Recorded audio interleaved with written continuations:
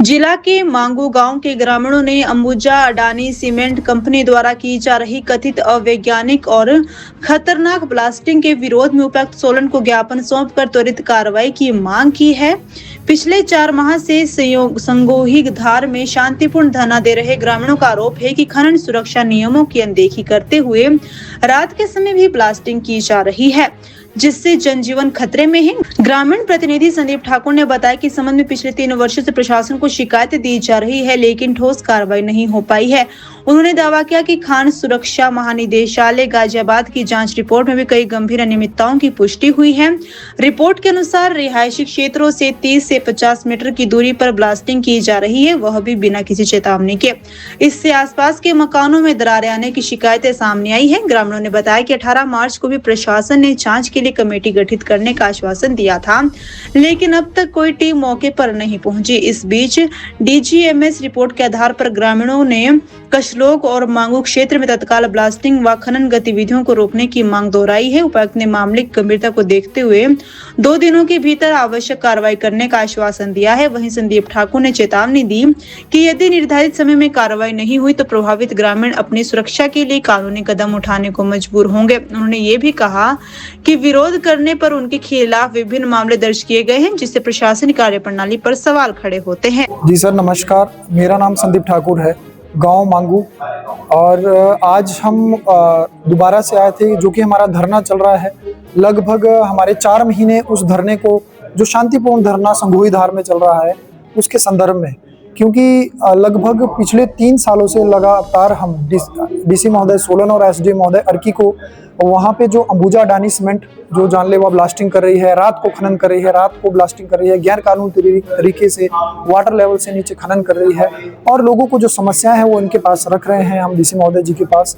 तो हम जिस संदर्भ में 18 मार्च को भी यहाँ पर पहुँचे थे, और डीसी महोदय ने ये आश्वासन हमें दिया था सभी ग्रामवासियों को कि अभी जल्द ही हम एडीसी द्वारा कमेटी बनाएंगे और मौके में जो वहाँ पर गैर कानूनी चीज़ें हो रही हैं अंबुजा अडानी की, उसके खिलाफ हम सख्त एक्शन लेंगे। लेकिन अभी तक कोई टीम वहाँ नहीं पहुँची है, कोई कार्रवाई नहीं।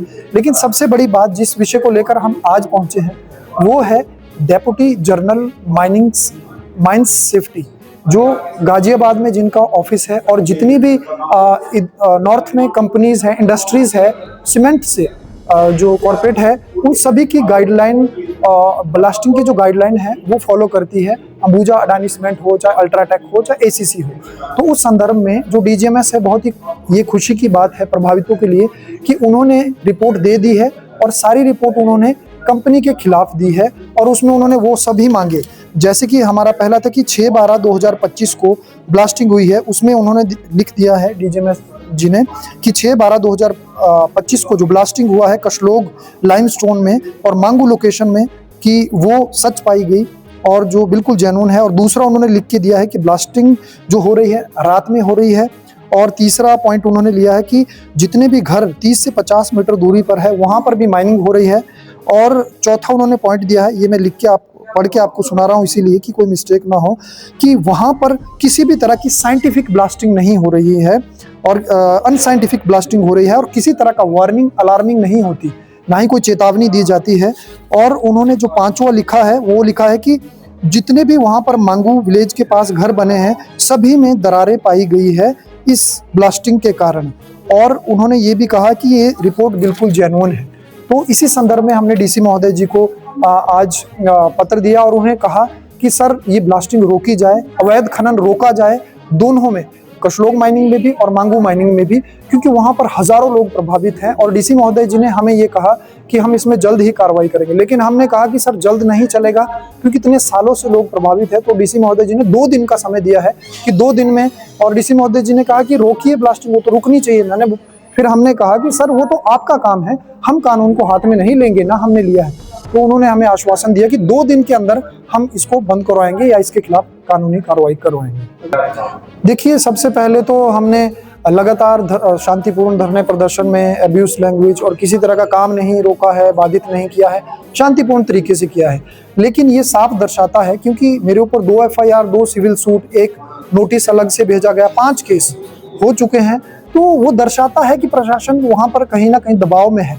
और हमें भी इस बात का पता है कि अडानी का नाम जहां पर आता है वहां पर प्रशासन कहीं ना कहीं सोच विचार करता है।